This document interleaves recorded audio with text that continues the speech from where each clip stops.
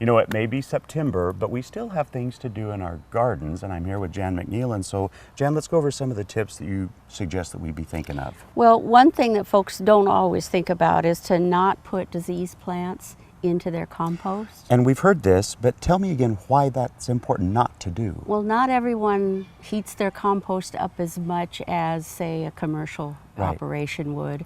And you don't want to spread the spores or the disease to any other part of the garden when you're using the compost. So if it's not hot enough, then those things aren't going to die, and you'll just kind of breed them and spread them around. Spread them around. Okay.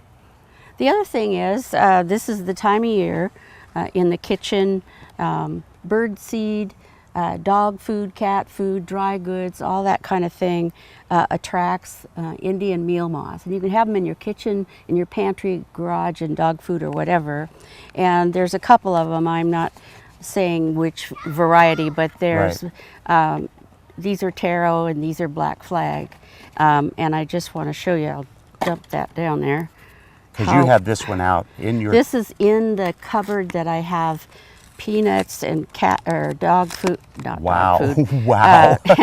So the pheromone works. This is in with the bird seed. And sometimes what happens, you buy bird seed and they come with it. They already have it. So it isn't that you are going to get it. But anyway, I just wanted to show you that it works. Unbelievable. At least it does work. Yeah. And the other thing, this time of year, in September, it doesn't rain that much, even though we think it's fall and it's going to rain. Just be careful not to let plants go into winter stressed.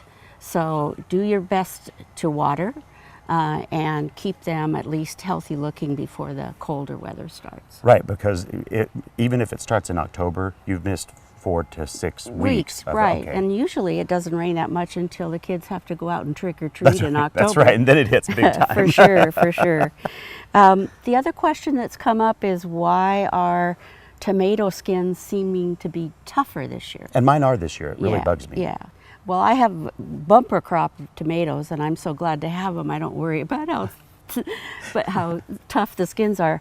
But the reason that happens is because tomatoes, because of the heat that we've had, they are protecting themselves from sun scald, and the skins will thicken just to protect the tomato itself.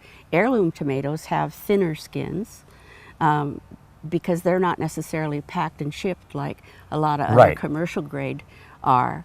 And so any of the more common varieties that you see in the grocery store are pretty thick, so that they're purposely bred that way, so that they can be shipped. Okay, that makes total sense. Yeah. And let's see, we got one more thing, and that's potatoes. I had the best potatoes this year that I've ever had. And I've got some neighborhood kids that I promised that they could come and dig them. And yesterday I dug some. So you've actually just let these the tops are kind of dying let them die back. down, yep, and there you go. Wow, wow. Just keep going till you're done.